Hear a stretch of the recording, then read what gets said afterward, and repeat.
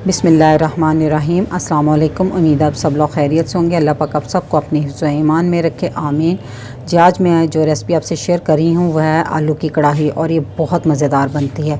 तो रेसिपी शुरू करने से पहले जो लोग मेरे चैनल पर नए हैं काइंडली वो सब्सक्राइब करें, साथ में बेल के बटन को ज़रूर दबाएँ ताकि मेरी हर नई वीडियो सबसे पहले वो देख सकें। जी तो मैंने ये हैं इसमें आधा किलो आलू यानी कि 500 ग्राम, और मैंने छोटे आलू लिए हैं यानी कि बेबी पोटैटो। तो आप बड़े आलू लेकर उसको भी काट कर यूज़ कर सकते हैं। और मैंने इनको ना 1 टीस्पून नमक डालकर पानी में आधा घंटा पहले भिगो दिया था, और जब हमने इसको यूज़ करना है तो इसका पानी अच्छी तरह धोकर आलूओं को यूज़ करना है, ठीक है। और मैंने 3 अदद दरमियाने साइज़ के टमाटर लिए तो उनका छिलका उतार कर बारीक बारीक काट लिया है। 5 अदद हरी मिर्चें ली हैं, आधा कप दही लिया है, इसको मैंने फेंट लिया है, और 3 टेबलस्पून फ्रेश क्रीम ली है, यानी कि ये मैंने घर के दूध की उतरी हुई मलाई है, मैंने उसको उतार के फ्रेश तो उसको चम्मच से थोड़ा फेंट लिया है, ठीक है। और 1 टेबलस्पून लहसुन अदरक चॉप किया हुआ लिया है, भरकर लिया है मैंने, आप पेस्ट भी ले सकते हैं।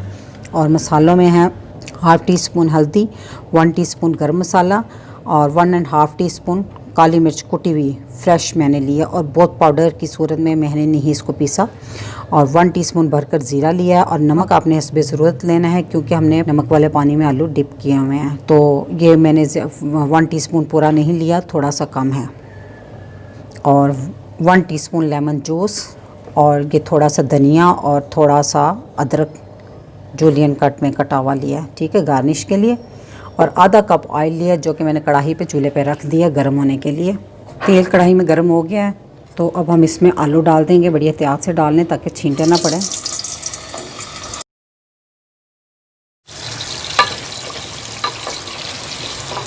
अब हमने इसको अच्छे से फ्राई करना है तब तक जब तक आलू अपना थोड़ा कलर ना चेंज कर लें और इस पर हल्के हल्के स्पॉट ना आ जाए। तो आप देख रहे हैं आलू ने कलर चेंज कर लिया, और मुझे तकरीबन 7 से 8 मिनट लग गए इस तरह इसको लो मीडियम आंच पर फ्राई करते हुए, और चम्मच बीच में मसलसल हिलाती रही हूँ। तो अब इस पॉइंट पे हम इसमें डाल देंगे लहसुन अदरक का पेस्ट, ठीक है। तो 1 टेबलस्पून मैंने भरकर बताया था। अब इसको थोड़ा सा भून लेंगे, और साथ जो मैंने 1 टीस्पून भरकर ज़ीरा बताया था वो डाल दूँगी मैं। लहसुन अदरक को भी मैंने अच्छे से भून लिया। जब देखें इसका लाइट लाइट कलर चेंज होने लगे तब तक आपने भूनना है। तो अब मैं इसमें डाल दूँगी टमाटर, और साथ ही हरी मिर्चें भी साबुत वाली, और इसको अच्छे से मिक्स कर लें। और साथ इसमें मैं डाल दूँगी 4 टेबलस्पून पानी, ठीक है। और स्लो आंच पर इसको हम ढाँप कर 10 मिनट के लिए रख देंगे। 10 मिनट हो गए इसको, ठीक है। टमाटर भी अच्छे से सॉफ्ट हो गए हैं, और आलू भी काफ़ी हद तक तकरीबन गल ही चुके हैं, बस थोड़ी बहुत है इसमें, बाकी वो उस मसाले वगैरह डालते जो रह गए हैं का आलू उसमें पक जाएंगे। आँच मैंने हल्की की हुई थी, अब थोड़ी सी तेज़ कर देंगे। और जो बीच में टमाटर इनको अच्छे से इस तरह मैश कर लें चम्मच की मदद से।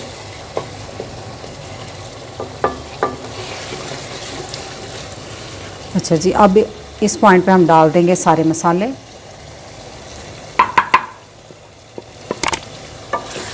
और इसको अच्छे से भून लेंगे। मसालों को भूनने के बाद अब हम आंच करेंगे थोड़ी सी हल्की, और फिर इसमें डाल देंगे दही।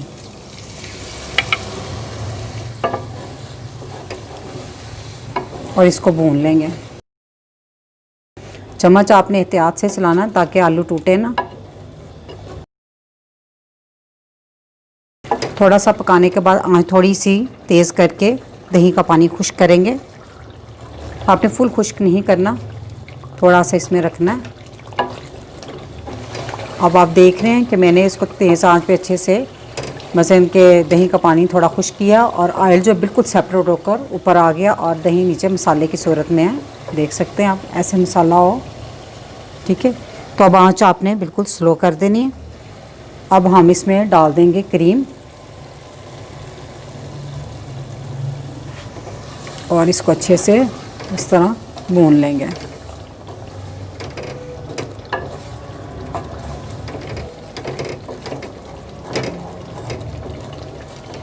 ये बहुत मज़ेदार बनती है कढ़ाई, और आप इसको दावत में भी बना सकते हैं, और जो लोग स्पेशल कहने के गोश्त वगैरह नहीं खाते उनके लिए बहुत ज़बरदस्त रेसिपी है। अब आपने तब तक पकाना है जब तक कि ऑयल सेपरेट ना हो जाए। जी आप देख लें ऑयल सेपरेट हो गया। तो इतना सा मसाला मैं थोड़ा थोड़ा इसमें रखूँगी क्योंकि थोड़ा सा ठंडा होने के बाद और थिक हो जाएगा, इसके साथ बिल्कुल लग जाएगा आलूओं के। और मैं एक टूथपिक ले रही हूँ, तो आप इसको आलू में डाल के देख लें। ये देखिए इजी से चला गया, आलू बिल्कुल गल चुके हैं। ठीक है, अब हम इस पॉइंट पे डाल देंगे थोड़ा सा धनिया। ठीक है, और जूलियन कट में कटा हुआ अदरक। चूल्हा मैं बंद कर दूंगी।